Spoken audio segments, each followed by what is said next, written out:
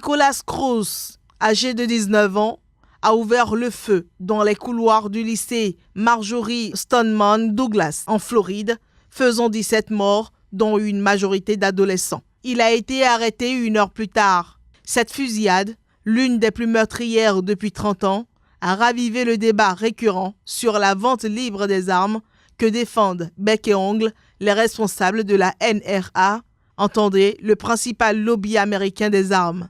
Nicholas Cruz était suivi psychologiquement pour des problèmes de comportement, mais il a profité d'une législation laxiste en Floride pour acheter légalement son arme l'année dernière. Trump, au lendemain de la scène, avait insisté sur les problèmes mentaux du tueur, non pas sur le droit de posséder une arme garantie par le 2e amendement de la Constitution, ni sur les armes semi-automatiques comme l'AR-15 utilisée par le tireur de Floride. Le FBI a admis vendredi une grave défaillance en ayant ignoré le 5 janvier un appel d'un proche de Cruz qui décrivait son intention de tuer des personnes, y compris dans un établissement scolaire.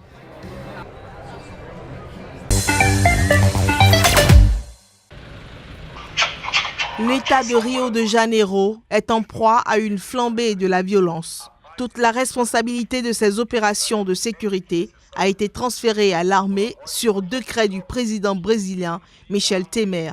Cette décision a été prise au lendemain du carnaval de Rio, lors duquel se sont multipliées les agressions et vols à main armée, alors que près de 1,5 million de touristes étaient venus y faire la fête. Le président, toujours dans le but de renforcer la sécurité, va plus loin. Très prochainement, dès la semaine prochaine ou celle d'après, je veux créer un ministère extraordinaire de la sécurité publique pour coordonner tous les efforts et le travail de la sécurité publique dans tout le pays. Nous voulons prendre des mesures fermes et sûres pour protéger les personnes les plus vulnérables de Rio de Janeiro. Il y a eu de nombreux décès, pas seulement au sein de la police, mais aussi des travailleurs, des enfants, malheureusement des jeunes. Nous voulons donc mettre fin à ça. Et c'est pour cela que nous avons décidé d'intervenir. Ce nouveau portefeuille, dont la création était évoquée en coulisses depuis plusieurs jours, sera une sorte de ministère de l'Intérieur. Au Brésil, les forces de police sont décentralisées sous l'autorité de chaque État du pays. Le décret présidentiel prend effet immédiatement, mais doit encore être approuvé par le Parlement dans les 10 jours.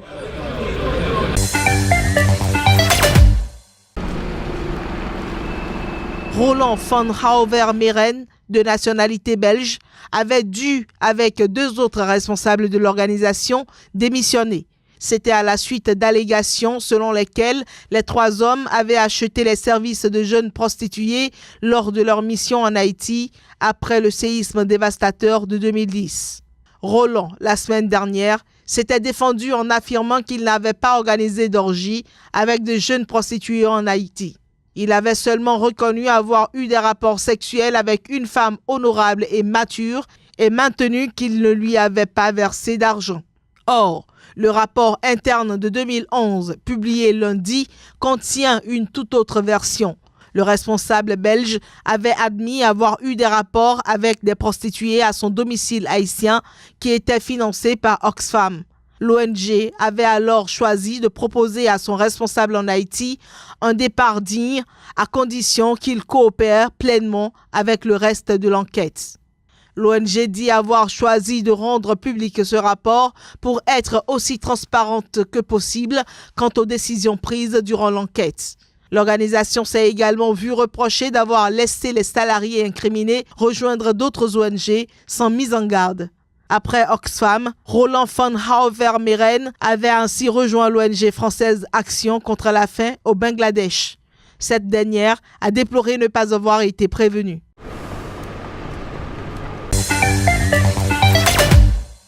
« 16 des 26 nouveaux cas sur lesquels porte l'enquête ouverte par l'organisation britannique Oxfam concernent les programmes internationaux de l'ONG.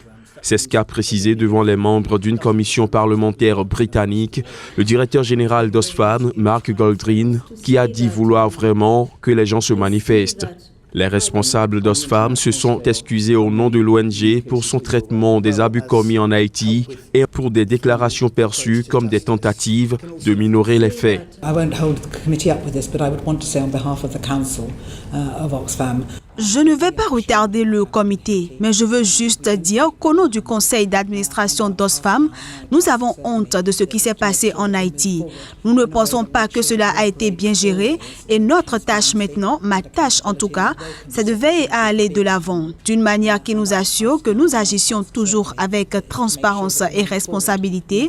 Et je suis heureuse d'avoir l'occasion de rendre des comptes aux députés en tant que représentant du peuple britannique à qui nous devons beaucoup. Un rapport interne de l'ONG remis au gouvernement haïtien a dévoilé les nombreux abus de la mission humanitaire déployée en Haïti après le séisme meurtrier de 2010. Un responsable y reconnaît avoir payé des prostituées, d'autres employés sont accusés de harcèlement et d'intimidation et un témoin a été menacé physiquement. Outre le recours à des prostituées, certains étaient également mis en cause pour harcèlement et intimidation envers d'autres membres du personnel notamment.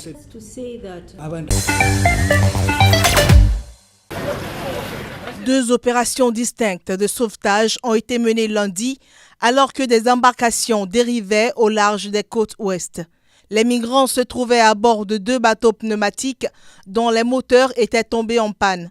Parmi eux se trouvaient des citoyens tchadiens, nigériens, maliens, libyens et ivoiriens. Les patrouilles des gardes-côtes libyens, appuyées par un bateau de pêche, ont porté secours à 324 migrants clandestins, parmi lesquels 35 femmes et 16 enfants. Par ailleurs, 117 autres migrants, dont 5 femmes et 2 bébés, ont été secourus au large de la ville de Zawiya dans une autre opération.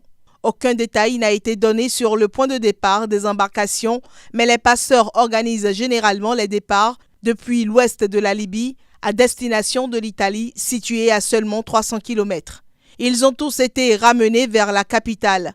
Des milliers de migrants traversaient les frontières sud de la Libye, longues de 5000 km, du temps du dictateur Muammar Kadhafi, pour tenter la traversée de la Méditerranée vers l'Europe. Mais depuis 2011, la situation a empiré, l'insécurité ayant poussé de plus en plus d'immigrés résidant en Libye à tenter la traversée au risque de naufrage meurtrier. Le sport peut être un vecteur fort et dynamique pour l'Afrique, a souligné le chef de l'État français à l'issue d'un déjeuner qui a également rassemblé les présidents de la Fédération française de foot, Noël Le Graët, et de la FIFA, Gianni Infantino. Il a ensuite annoncé le lancement d'une plateforme de transformation par le sport en Afrique qui sera dotée d'un budget initial de 15 millions d'euros, lesquels financeront des projets venus du terrain. J'ai des origines africaines et pour moi aider le sport africain à se développer, c'est quelque chose qui me tient à cœur. Et si je peux aider à travers ma notoriété et même autre chose à pouvoir aider le sport africain, je le ferai avec plaisir. La plateforme, dont les contours restent flous, sera pilotée par l'Agence française de développement et la Banque africaine de développement avec le soutien de la FIFA. Nous avons ciblé à ce stade 15 millions d'euros, mais elle mobilisera également les financements des organisations internationales dédiées. La FIFA met beaucoup d'argent sur de nombreuses initiatives en Afrique. La Fédération française de football elle-même le fait. La NBA a plusieurs projets. Et nous allons donc ainsi développer cette plateforme inclusive pour avoir des actions très concrètes. Arrivé mardi à Paris pour une visite de 4 jours, Georges Weah s'est présenté comme un enfant de la France où il a appris les valeurs d'humilité et de travail dur à Monaco, puis au PSG de 1988 à 1995. Le sport forge le caractère pour apprendre la discipline. C'est donc important. Mais sans infrastructure sportive, les jeunes ne seront pas assez motivés. Par exemple, comme je l'ai dit à Gianni Infantino, la FIFA a construit un premier stade au Libéria et nous avons eu un ballon d'or. Donc si nous construisions 5 stades, peut-être que nous gagnerons la Coupe du Monde.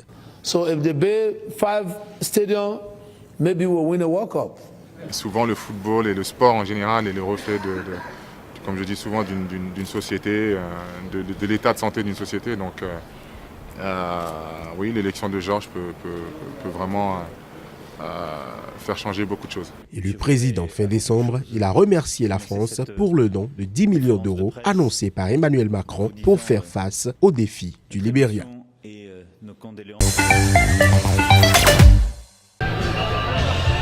Alors que la direction estime le taux de grévistes à 28%, une source interne avance qu'il est de 33% pour les pilotes, 37% pour les hôtesses et stewards et 26% pour les personnels au sol. Cette manifestation a bouleversé l'agenda de la compagnie Air France.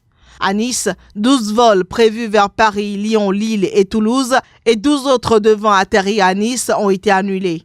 À Marseille, une dizaine de vols ont été annulés. À l'origine de mécontentement, la revalorisation salariale appliquée en 2018 que les syndicats qualifient d'aumône. En effet, la direction a mis sur la table un projet d'accord prévoyant une augmentation générale de 1% en 2 temps, une revalorisation des indemnités kilométriques et une enveloppe d'augmentation individuelle de 1,4% pour les seuls agents au sol. L'intersyndicale réclame une hausse de 6% des grilles salariales pour compenser la perte de pouvoir d'achat subie depuis 2011. Le groupe Air France KLM a affiché un bénéfice d'exploitation en hausse de 42% pour 2017 à 1,488 milliard d'euros, dont 588 millions d'euros pour la partie française. Les employés comptent bien bénéficier aussi de cette croissance. Mais la direction, chiffrant la réclamation à 240 millions d'euros, la juge déraisonnable et irréaliste.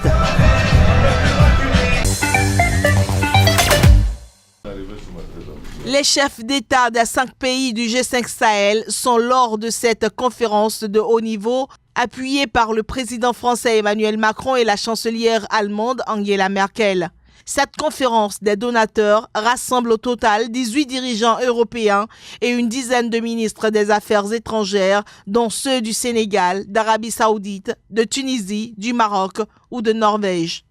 La mobilisation actuelle est une preuve de la prise de conscience collective de ce que le Sahel est important pour la stabilité de l'Afrique et du monde. La situation sécuritaire n'est pas reluisante dans le Sahel avec ces dernières années des attaques quotidiennes au Mali. Mercredi dernier encore, 2 militaires français ont été tués dans l'explosion d'une mine artisanale. Pour plus efficacement lutter contre ces combattants qui se jouent des frontières, les États de la région ont tout intérêt à rendre opérationnel le G5 Sahel d'ici à la mi-2018. Mais ces pays peinent à boucler son financement, estimé actuellement à 250 millions d'euros. L'objectif de la conférence de Bruxelles est de passer la barre des 300 millions d'euros mobilisés.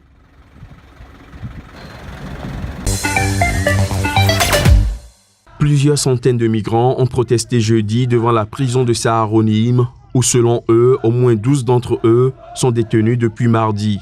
Ces derniers ont été incarcérés en vertu d'une nouvelle politique gouvernementale israélienne.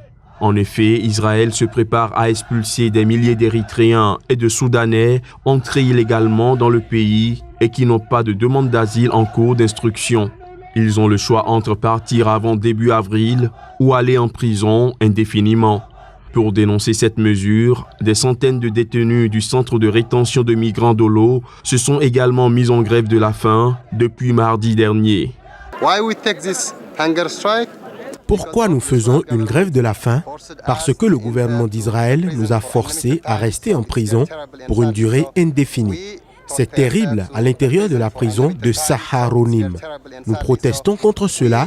Nous demandons poliment à l'État d'Israël de nous accorder l'asile.